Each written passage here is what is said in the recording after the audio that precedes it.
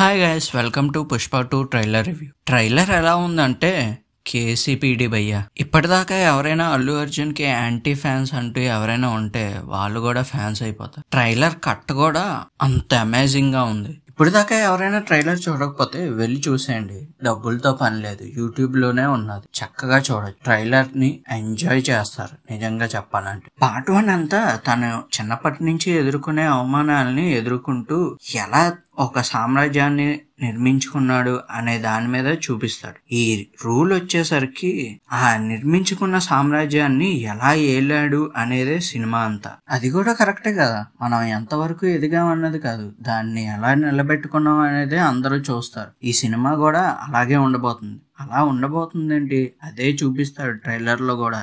నేను ట్రైలర్ లో గమనించింది అయితే ఈసారి వరల్డ్ బిల్డింగ్ చాలా పెద్దది ఉంది. ఎలా అంటే డైలాగ్ ఉంటది కదా, ఇంటర్నేషనల్ లెవెల్లోనే ఉంది. దీన్ని బేస్ చేసుకుని చాలా పార్ట్స్ రావచ్చు, వస్తే ఇంకో రేంజ్ లో ఉంటది. ఇది ఎలా అంటే సినిమా తీయొచ్చు, మిషన్ ఇంపాసిబుల్ ఆ టైప్ లో సినిమా తీయొచ్చు కరెక్ట్ గా గాని కూర్చొని రాస్తే. ఇంకా ట్రైలర్ విషయానికి వచ్చేసరికి జగపతి బాబు వాయిస్ ఓవర్ తో మొదలయ్యి అలా కొన్ని యాక్షన్ సీన్స్ తో వెళ్తూ పుష్పని రివీల్ చేయడం జరుగుతుంది. అలా రన్ అవుతున్న సమయంలోనే మనోడు ఇంకా ఎంతమందితో గొడవలు పెంచుకున్నాడు, ఎంతమంది శత్రువులు ఇంకా యాడ్ అయ్యారు అనేది చూపించాడు. కొత్త కొత్త క్యారెక్టర్స్ ను కూడా పెట్టడం జరిగింది. ట్రైలర్ చూస్తే అర్థం అవుతుంది అందరికి.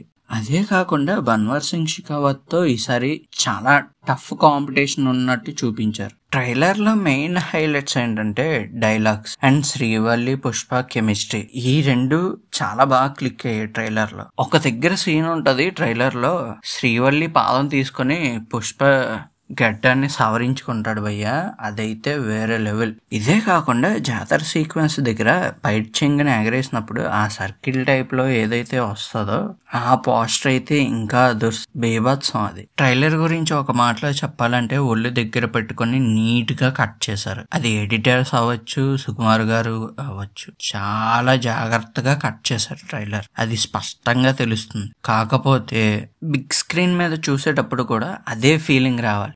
ఎక్కడ చిన్న తారుమారైనా సరే పడిన కష్టం అంతా వృధా అయిపోతుంది. అలా కాకూడదు అని అనుకుంటున్నాను, అవ్వదు అని కూడా అర్థం అవుతుంది ట్రైలర్ చూస్తుంటే. ఎందుకంటే ట్రైలరే ఇంత నీట్ గా కట్ చేసినప్పుడు, ఇంత జాగ్రత్తగా కట్ చేసినప్పుడు ఇంకా సినిమా ఇంకెంత జాగ్రత్తగా కట్ చేస్తారు చూద్దాం. నేనైతే ఈ సినిమా మంచి విజయం కావాలనే కోరుకుంటున్నాను. ఎందుకంటే పుష్ప 1 వచ్చేసరికి కొంచెం యావరేజ్ గా అనిపిస్తుంది సినిమా.